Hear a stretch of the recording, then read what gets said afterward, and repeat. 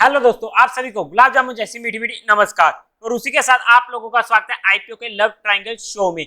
Back to back दूसरा जी IPO होने वाला है, कॉनकॉर्ड बायोटेक लिमिटेड आईपीओ, जहां पर हम आज के दिन कंपनी के बारे में फुल डिटेल में जाकर बेसिक से लेकर एडवांस तक पूरा का पूरा डिस्कशन करने वाले हैं। कंपनी का पूरा कच्चा चिट्ठा खोलने वाले हैं और ऐसा टाइटल क्यों रखा गया वो भी आप सबको पता लग जाएगा इस आईपीओ के एंड तक। तो अभी से इस वीडियो को लाइक कर दीजिएगा और साथ ही साथ चैनल को सब्सक्राइब कर लीजिएगा। अगर हम कंपनी की बात करें तो कॉनकॉर्ड बायोटेक लिमिटेड लेके आ रही है अपना आईपीओ।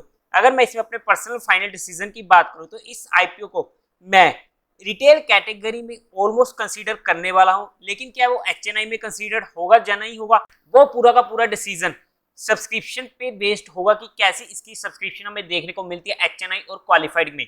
अगर हम सबसे पहले कंपनी की बात कर लेते हैं तो 1984 में ये कंपनी इनकॉर्पोरेट हुई थी। ये एक research and development driven biopharma company होने वाली है। अगर हम कंपनी की बात करते हैं तो ये ग्लोबल में काफी ज्यादा फैली हुई है। Over the 70 countries including USA, India, Europe and Japan ये अपने प्रोडक्ट्स को सप्लाई करती है। मतलब कि कंपनी का अच्छा खासा धंधा है ग्लोबल में भी। अगर हम कंपनी की बात करते हैं तो ये मैन्युफैक्चरिंग करती है एपीआई यानी कि एक्टिव फार्मास्यूटिकल इंग्रेडिएंट्स, जो कि ये प्रोसेस फॉलो करती है fermentation, semi synthetic process and finished formulation. ये स्टार्ट हुई थी सिंगल प्रोडक्ट से और आज के दिन ये काफी ज्यादा ग्रो कर चुकी है। अगर हम कंपनी के काम की बात करते हैं तो एक अच्छा इनका काम होने वाला है। इसी के साथ साथ मेन थिंग पर चलते हैं अब हम कंपनी के फाइनेंशियल्स पर, जहां पर आप लोग चेकआउट कर सकते हैं। टोटल एसेट्स में हमें लगातार इजाफा होते हुए देखने को मिला है। एक स्टडी ग्रोथ हमें जहां पर देखने को मिली है जो एक पॉजिटिव पॉइंट हो जाता है। रेवेन्यू में भी हमें एक अच्छा इजाफा देखने को मिला है, 888 करोड़ तक पहुंच चुका है 31 मार्च 2023 में। बट प्रॉफिट आफ्टर टैक्स में हमें थोड़ी सी दिक्कत देखने को मिली है। 2022 में एक अच्छी डिप हमें जहां पर देखने को मिली है, लेकिन 2023 में इसने रिकवर कर लिया है। अगर हम नेटवर्थ की बात करते हैं तो वहां पर भी हमें एक स्टडी ग्रोथ देखने को मिल रही है। सबसे पॉजिटिव पॉइंट इस कंपनी का होने वाला है कि ये अपनी बोरिंग्स को लगातार कम करता जा रहा है। 31 करोड़ की एक मामूली सी बोरिंग इनके पास रह चुकी है। अगर हम ओवरऑल में फाइनेंशियल्स की बात करते हैं तो एक अच्छे फाइनेंशियल्स इनके हमको देखने को मिल रहे हैं।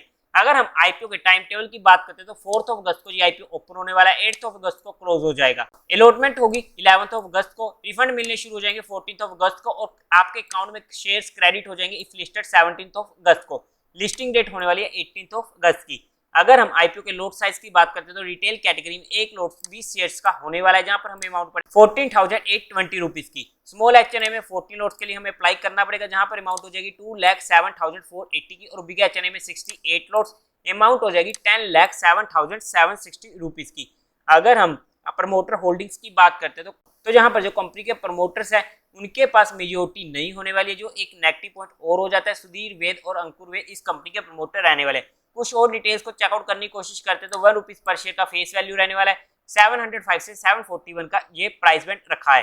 लोट साइज होगा 20 शेयर्स का।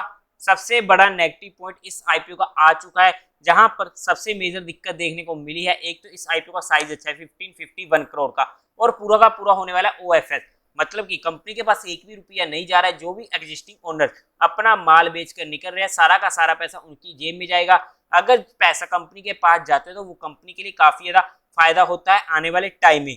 तो इसलिए जहां पर ये सबसे बड़ा नेगेटिव पॉइंट था, क्योंकि जहां पर एक अच्छी वैल्यूएशन पर ये डिमांड कर रही है और इसलिए कहा था कहीं ये लूटने तो नहीं आ रहा है आईपीओ, तो हमें वहां पर थोड़ा सा इस पॉइंट का ध्यान रखना पड़ेगा। एम्प्लॉय की बात करते हैं तो उन्हें 70 रुपीज पर शेयर का डिस्काउंट मिलेगा। बीएससी एनएससी दोनों पर लिस्ट होगा।